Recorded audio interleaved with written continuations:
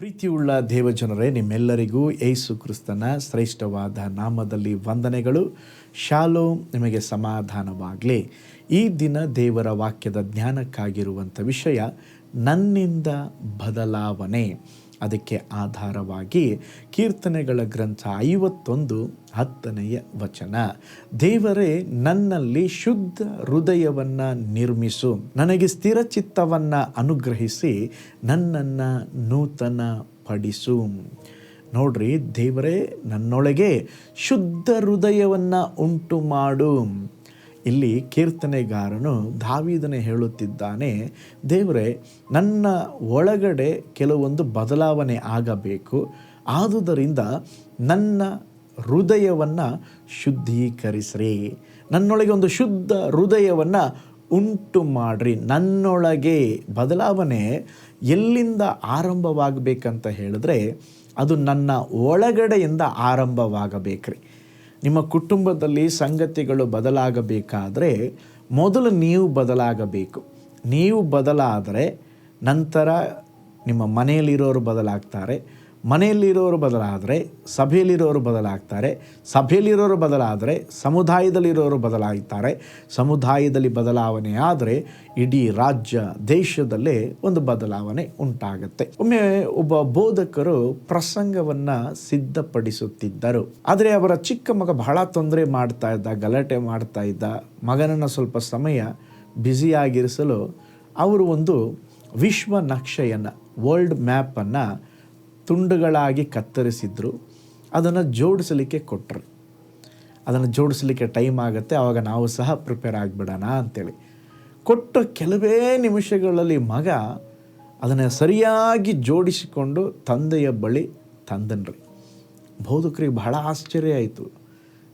ಇದು ಬಹಳ ಕಷ್ಟದ ವಿಷಯ, ಇಷ್ಟು ಬೇಗ ಇವನು ಹೇಗೆ ಮಾಡ್ದ ಅಂಥೇಳಿ ಮಗನನ್ನು ಕೇಳಿದಾಗ ಮಗ ಉತ್ತರ ಕೊಟ್ಟ, ಅಪ್ಪ, ನಾನು ನಕ್ಷೆ ನೋಡಿ ಅದನ್ನು ಜೋಡಿಸಿದರೆ ಬಹಳ ಲೇಟ್ ಆಗ್ತಾಯಿತ್ತು. ಆದರೆ ಆ ನಕ್ಷೆಯ ಹಿಂದೆ ಒಬ್ಬ ಮನುಷ್ಯನ ಚಿತ್ರ ಇತ್ತು. ಆ ಮನುಷ್ಯನ ಚಿತ್ರವನ್ನು ನಾನು ಸರಿ ಮಾಡಿದೆ, ಆಗ ಅದರ ಮೇಲಿದ್ದ ಈ ಮ್ಯಾಪು ಸರಿಯಾಗೇ ಬಂತು. ಆಗ ಬೋಧಕರಿಗೆ ಒಂದು ಸಂದೇಶನೂ ಸಿಕ್ತು, ಸಂದೇಶನೂ ಅರ್ಥವಾಯಿತು. ಏನಂದರೆ, ಮನುಷ್ಯನು ಸರಿಯಾದಾಗ ಪ್ರಪಂಚ ಸರಿಯಾಗುತ್ತೆ. ಮನುಷ್ಯನು ಸರಿಯಾದಾಗ ಲೋಕವು ಸರಿಯಾಗುತ್ತದೆ. ಆದುದರಿಂದ ಪ್ರೀತಿಯುಳ್ಳ ದೇವಜನರೇ, ಬದಲಾವಣೆ, ಬೇರೆಯವ್ರನ್ನ ಬದಲಾಯಿಸೋ ಮುಂಚೆ ಮೊದಲು ನಾನು ಬದಲಾಗಬೇಕು. ನನ್ನ ಜೀವನದ ಗುಣಮಟ್ಟವನ್ನು ನಿರ್ಧರಿಸುವುದು ನಮ್ಮ ಆಲೋಚನೆಗಳು, ನಮ್ಮ ಮನಸ್ಸು, ನಮ್ಮ ಮಾತುಗಳು ಇವೆಲ್ಲ ಹೊರಗಿನ ಪರಿಸ್ಥಿತಿಯಿಂದ ಅಲ್ಲ, ಒಳಗಿನ ಸ್ಥಿತಿಯಿಂದ ಬರುವಂಥದ್ದಾಗಿದೆ.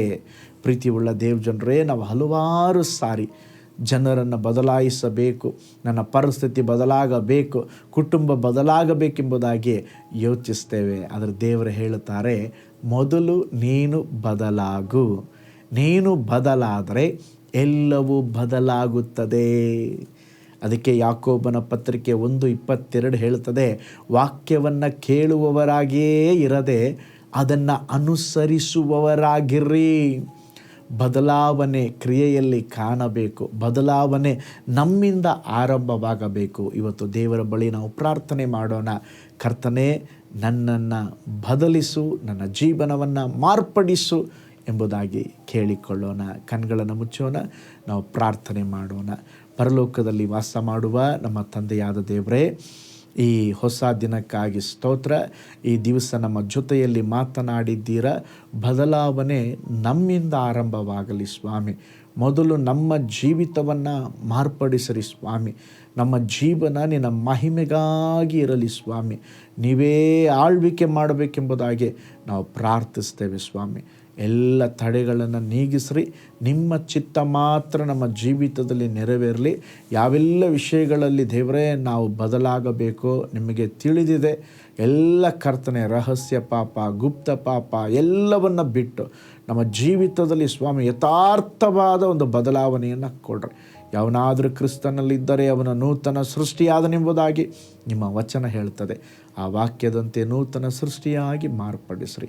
ಅದ್ಭುತ ನಡೆಯಲಿ ಯೇಸುವಿನ ಹೆಸರಿನಲ್ಲಿ ತಂದೆಯೇ, ಆಮೇನ್.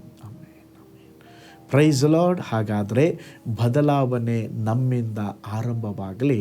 ಕರ್ತನು ನಿಮ್ಮ ಜೀವಿತದಲ್ಲಿ ನೀವು ಬದಲಾಗುವಾಗ ಬೇರೆ ಎಲ್ಲ ಕಾರ್ಯಗಳನ್ನು ದೇವರು ಬದಲಾಯಿಸಲಿಕ್ಕಿದ್ದಾರೆ. ಈ ಸೇವೆಗಾಗಿ ಪ್ರಾರ್ಥನೆ ಮಾಡಿರಿ. ಅದು ಮಾತ್ರವಲ್ಲ, ಈ ದೈನಂದಿನ ಜ್ಞಾನಗಳು ನಿಮಗೆ ಆಶೀರ್ವಾದಕವಾಗಿರುವುದಾದರೆ ಅನೇಕರೊಂದಿಗೆ ಈ ವಾಕ್ಯಗಳನ್ನು ಶೇರ್ ಮಾಡಿರಿ. ಅವರು ಸಹ ವಾಕ್ಯಗಳನ್ನು ಕೇಳಿ ದೈವಿಕ ಆಶೀರ್ವಾದವನ್ನು ಹೊಂದಿಕೊಳ್ಳಲಿ. ನಾಳೆ ಮತ್ತೊಂದು ದೈನಂದಿನ ಜ್ಞಾನದಲ್ಲಿ ನಾನು ನಿಮ್ಮನ್ನು ಸಂಧಿಸ್ತೇನೆ. ನಾನು ನಿಮ್ಮ ಪ್ರೀತಿಯ ಸೇವಕ pastor Paul Joy. God bless you. ಕರ್ತನಲ್ಲಿ ಪ್ರಿಯರೇ, ಈ ಸಂದೇಶ ಮತ್ತು ಪ್ರಾರ್ಥನೆ ನಿಮಗೆ ಆಶೀರ್ವಾದಕರವಾಗಿದ್ದರೆ, ದೇವರು ನಿಮ್ಮನ್ನು ಪ್ರೇರೇಪಿಸಿದರೆ, ನಂಬಿಕೆಯಿಂದ ಸಾಗುವ ಈ ಸೇವೆಗೆ ನಿಮ್ಮ ಅಮೂಲ್ಯವಾದ ಕಾಣಿಕೆಯನ್ನು ಬಿತ್ತಿರಿ. ಪ್ರೀತಿಯ ದೇವಜನರೇ, ವಾಯ್ಸ್ ಆಫ್ ಹೋಪ್ ಮಿನಿಸ್ಟ್ರಿಯ ವತಿಯಿಂದ ಕೋರಮಂಗಲದಲ್ಲಿ ಪ್ರತಿ ಭಾನುವಾರ ಬೆಳಿಗ್ಗೆ 9:30ಕ್ಕೆ ಕನ್ನಡ ಆರಾಧನೆ ನಡೆಯುತ್ತಿದೆ. ಆತ್ಮಭರಿತವಾದ ಆರಾಧನೆ, ಮನಮುಟ್ಟುವ ಸಾಕ್ಷಿ, ಬಲಪಡಿಸುವ ದೇವ ಸಂದೇಶ. ಬನ್ನಿ, ನಮ್ಮೊಂದಿಗೆ ಭಾಗಿಯಾಗಿ ಕರ್ತನನ್ನು ಆರಾಧಿಸಿರಿ. ನೂತನ ತಿಂಗಳ ಆಶೀರ್ವಾದ ಕೂಟ ಪ್ರತಿ ತಿಂಗಳು ಮೊದಲ ದಿನ ಸಂಜೆ 7 ಗಂಟೆಗೆ. ಪ್ರತಿ ತಿಂಗಳು 2ನೇ ಶನಿವಾರ ಬಿಡುಗಡೆ ಉಪವಾಸ ಪ್ರಾರ್ಥನೆ ಕೂಟ ಬೆಳಿಗ್ಗೆ 10:30ಕ್ಕೆ.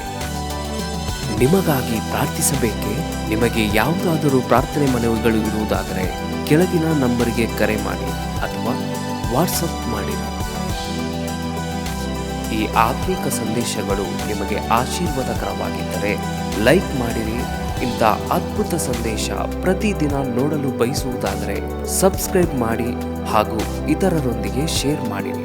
ಕರ್ತನು ನಿಮ್ಮನ್ನು, ನಿಮ್ಮ ಕುಟುಂಬವನ್ನು ಆಶೀರ್ವದಿಸಲಿ.